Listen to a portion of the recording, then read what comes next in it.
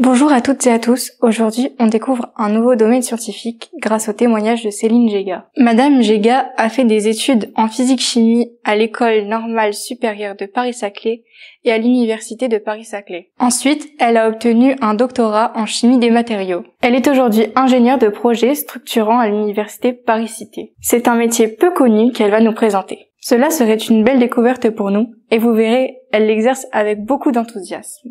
Bonjour à toutes et à tous, je m'appelle Céline Géga et voici 3 paradoxes sur moi qui vont vous surprendre. Le premier, j'ai étudié pendant plus de 8 ans la chimie et pour autant je ne travaille pas aujourd'hui dans la chimie. Le deuxième, je suis lauréate du concours de l'agrégation de sciences physiques chimie option chimie et pour autant je ne suis pas professeure. Et le troisième, j'ai été harcelée au collège pendant de nombreuses années et pour autant aujourd'hui je suis parfaitement épanouie et surtout pleinement en confiance avec mes compétences et mon instinct. Ces 3 phrases, elles résument bien plus que ce qu'il n'y paraît.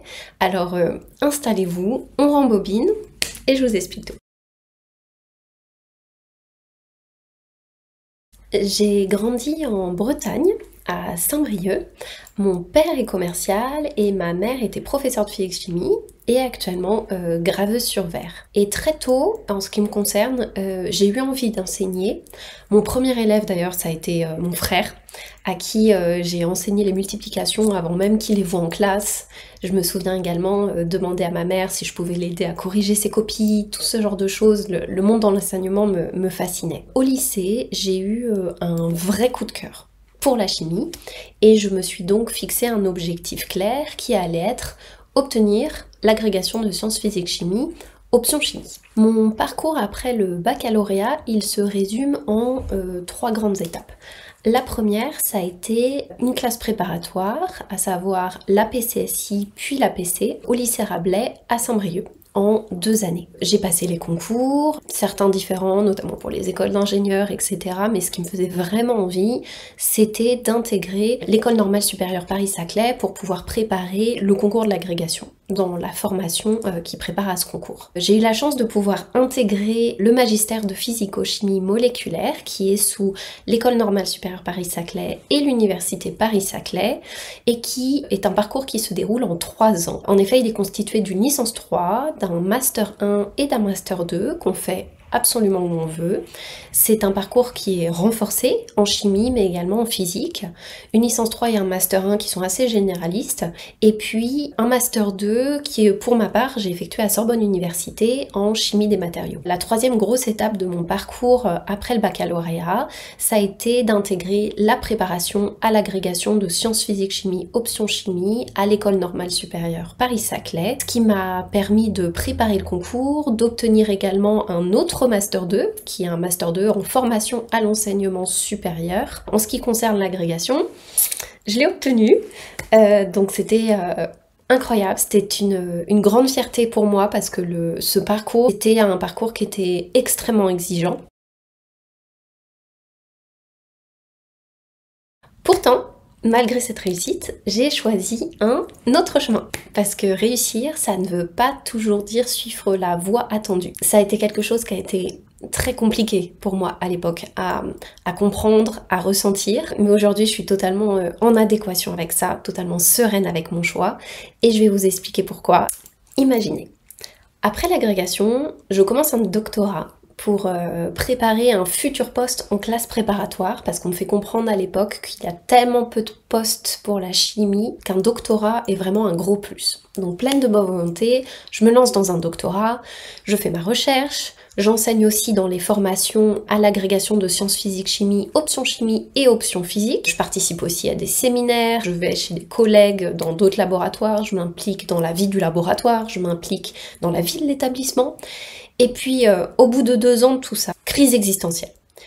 Je réalise que j'adore le milieu de la recherche. Mais vraiment, j'adore ça, les échanges internationaux, la créativité, l'émulation intellectuelle. Tout ça fait que je me demande si j'ai vraiment toujours envie d'aller enseigner ou non. Très honnêtement, à cette période de ma vie, je me suis sentie extrêmement perdue. Alors, je me suis tournée vers mes collègues, des collègues scientifiques, des collègues du corps enseignant, des collègues qui étaient professionnels du soutien à la recherche, qu'on appelle souvent les administratifs. Et grâce à tous leurs témoignages, ça m'a permis de découvrir des métiers que je ne soupçonnais absolument pas. Et surtout de découvrir des carrières qui n'étaient pas du tout linéaires. Des choses qui étaient vraiment très sinueuses, très surprenantes, mais surtout très inspirantes. Et c'est là que j'ai compris quelque chose d'essentiel. Être capable de changer d'objectif quand vos envies elles changent, ce n'est pas une faiblesse, c'est une force. C'est courageux de questionner son parcours. C'est courageux de remettre en perspective ses réussites. Et c'est surtout courageux de faire un pas de côté, voire de changer complètement de voie. Alors, si un jour vos envies changent, souvenez-vous, ce n'est pas un échec. C'est un pas courageux vers la vie qui vous ressemble.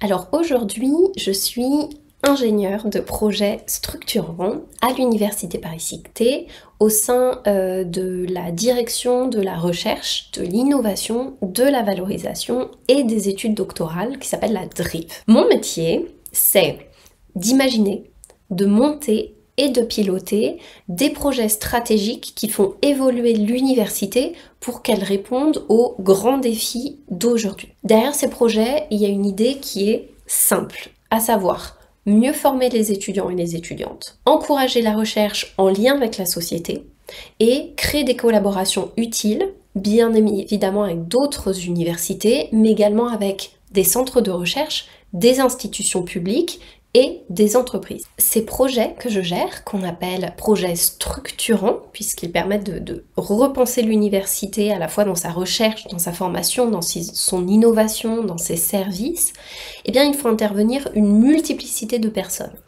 Il faut intervenir des scientifiques, du personnel enseignant, mais aussi des membres de la gouvernance, certaines compétences métiers dont on aurait besoin en plus, par exemple des ingénieurs pédagogiques, des chargés de médiation scientifique, des responsables de plateforme, et puis ils impliquent aussi du personnel de soutien à la recherche qu'on appelait souvent les administratifs, dont je fais partie. Ça comprend par exemple des gens qui comme moi font de la chefferie de projet, mais aussi les gens qui apportent une compétence dans ce qui est les finances, les ressources humaines, la communication, etc. Dans ce métier, tout repose sur du travail d'équipe qui implique vraiment des profils extrêmement variés. Et ça, c'est quelque chose qui me plaît énormément. Vraiment, c'est quelque chose qui m'anime et qui m'a toujours animée parce que j'ai beaucoup été aussi impliquée dans le milieu associatif et institutionnel. Très jeune, je faisais partie par exemple du bureau étudiant et puis j'ai été aussi déléguée de classe et puis par la suite, j'ai coordonné des associations, j'en ai même créé. Par exemple, j'ai créé l'association des doctorants et des doctorantes de l'ENS Paris-Saclay. Et en termes institutionnels, par exemple, pendant ma thèse, j'étais représentante étudiante au conseil scientifique. Donc ce fil associatif, institutionnel, plus ou moins politique au final, ça a toujours été présent et ça se traduit vraiment aujourd'hui avec ce travail qui est coloré par cette espèce de triptyque qui implique la science, la pédagogie et le politique. Alors concrètement, au jour le jour, qu'est-ce que je fais? Eh bien, au jour le jour, j'anime mes équipes projets. Animer une équipe projet, ça veut dire contacter les gens pour voir où est-ce qu'ils en sont, est-ce qu'ils ont des problèmes, quelles sont leurs réussites, les mettre en lien, donc organiser des réunions, faire des liens entre les différentes compétences métiers, et puis s'assurer que tout le monde a une vision claire et structurée du projet, à savoir pourquoi est-ce qu'on fait ci ou ça, et dans quel timing. S'occuper aussi de projets structurants, c'est gérer un budget. Parce que ce qu'on a, ce sont des fonds publics. L'établissement dépose un projet auprès de l'État français, et puis ensuite, si on a la chance d'être lauréat de l'appel à projet, on reçoit des fonds publics qu'il faut suivre au quotidien pour s'assurer de leur bonne utilisation et de leur utilisation dans les temps. Au-delà de l'animation de l'équipe projet et du suivi du budget, c'est également rédiger des rapports d'activité, développer des partenariats avec des entreprises, des collectivités territoriales, des associations. C'est aussi organiser des événements, penser des stratégies de valorisation. Et donc, c'est quelque chose qui est extrêmement intense, mais qui est absolument passionnant. C'est un métier où il faut de la rigueur, de la persévérance, de l'adaptabilité, toujours en mouvement. Il faut aussi être capable de leadership. Quand on coordonne les projets, on attend de nous d'être le gouvernail du bateau. Donc faire preuve de leadership, faire preuve de communication et j'ajoute faire preuve d'empathie. Il y a vraiment quelque chose de très humain dans ces métiers. On coordonne un projet pour réaliser des objectifs, mais on travaille avec de l'humain. Et c'est ça le plus important et c'est ce qui fait vraiment la beauté de ce métier. Il me semble que quel que soit le métier que vous choisissez plus tard, l'empathie et l'intelligence émotionnelle sont vraiment des compétences transverses qui sont absolument essentielles à développer.